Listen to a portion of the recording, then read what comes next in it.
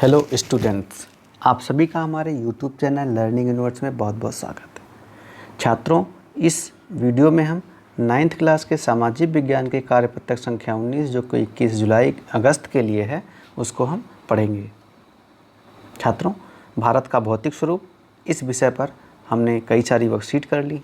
पिछली वर्कशीट में हमने भौतिक मानचित्र और राजनीतिक मानचित्र के बारे में, जो भारत का भौतिक मानचित्र और राजनीतिक मानचित्र, उन दोनों में क्या अंतर होता है, भौतिक मानचित्र क्या दर्शाते हैं, राजनीतिक मानचित्र क्या दर्शाते हैं, भौतिक मानचित्र में जो कलर का प्रयोग और राजनीतिक मानचित्र में रंगों का प्रयोग क्या ऐसे होता है, क्यों होता है, ये हमने जाना है।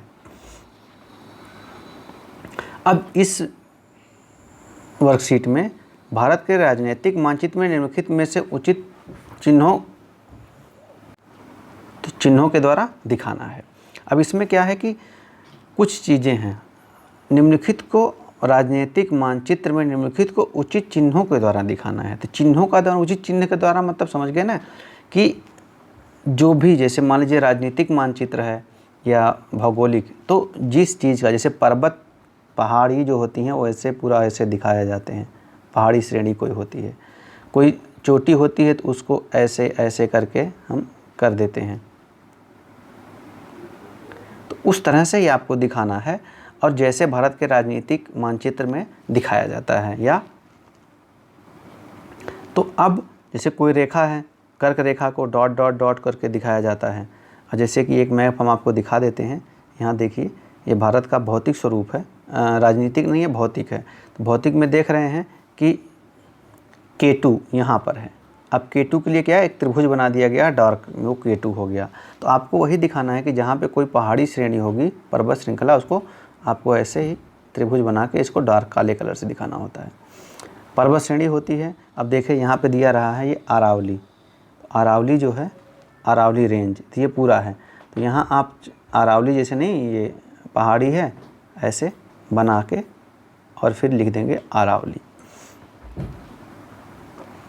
मालवा का पठार इस क्षेत्र पे होता है, बुंदेलखंड मालवा, तो वहाँ पे उनको दर्शाना है कि उस क्षेत्र को, जैसे पठार का जो कलर होता है उस कलर में दर्शाना है। बाकी जैसे मान लीजिए कि ये कोरोमंडल तट हो गया, तो यहाँ तो क्या दर्शाएंगे, बस यहाँ लिख देंगे कोरोमंडल तट। ये वाला कोंकण तट हो गया, ये आपको दिखाना है। केरल यहाँ हो गया तो केरल दिखाएंगे, अनाईमुडी यहाँ हो गया, ये दिखाएंगे। तो ऐसे आपको पूरे जो है उनको मानचित्र में दर्शाना है। चलिए शुरू करते हैं। सबसे पहले केरल, ये आपका केरल राज्य हो गया, आपने इसे दिखाया। और यहीं पर जो है अनाईमुडी है, तो आप देखेंगे यहीं पर क्या है, अनाईमुडी है, इसको आप त्रिभुज बना के डार्क कर देंगे, अपने दो हो गया। ये वाला जो क्षेत्र है कोरोमंडल, ये उत्तरी सरकार होता है, तो यहाँ आप लिखेंगे कोरोमंडल। ये जो ये वाला क्षेत्र होता है ये कोंकण होता है, कोंकण, यहाँ आप लिखेंगे कोंकण तट। तो 4 हमने कर लिए। अब देखते हैं क्या रह गया है, कर्क रेखा, चंडीगढ़। चंडीगढ़ देखिए, ये पंजाब है, यहाँ पर चंडीगढ़ होता है, ये जो क्षेत्र है यहाँ पर चंडीगढ़ है। कर्क रेखा भारत के बीचों बीच में जाती है, तो ऐसे ही dot dot dot dot dot dot में आप देखते होंगे कर्क रेखा जाती है। तो इसे आप ऐसे ही अपना स्केल से करेंगे या तो सीधी हो जाएगी। मानचित्र आपकी किताब में है, किताब से मानचित्र उठाइए और उनको भर देना है आपको। फिर भारत की याम्योत्तर। तो छात्रों, ये जो मैप है, जब आप मैप को देखेंगे तो जो 82.30 है वही भारत की याम्योत्तर रेखा है। तो वो ऐसे यूपी का जो इलाहाबाद मिर्ज़ापुर है, ऐसे होते हुए जाती है। आपको ऐसे इसको दर्शाना रहेगा पूरा मैप में। इसके बाद पूर्वी घाट, तो आपका ये पूरा पूर्वी घाट का जो इलाका है, ऐसे ऐसे ये पूर्वी घाट आपको दर्शाना रहेगा।